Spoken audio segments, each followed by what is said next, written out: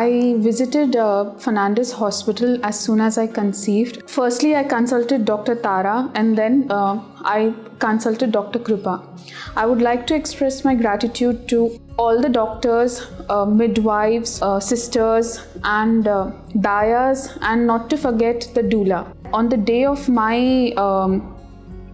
delivery, there was Doula Rachel and Celestina. Both of them, their help and their support was like there are no words to express. Though I was trying for natural delivery, due to some consequences and due to some issues, I had to go for the C-section, and even there Celestina was there with me all through.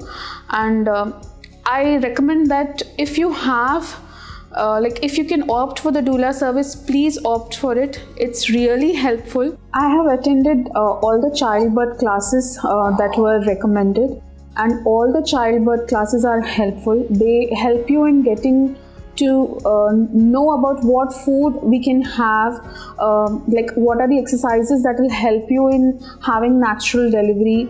And not only that, they'll teach you also about breastfeeding. Although it was virtual, but it was helpful. So I also recommend you to attend these childbirth classes.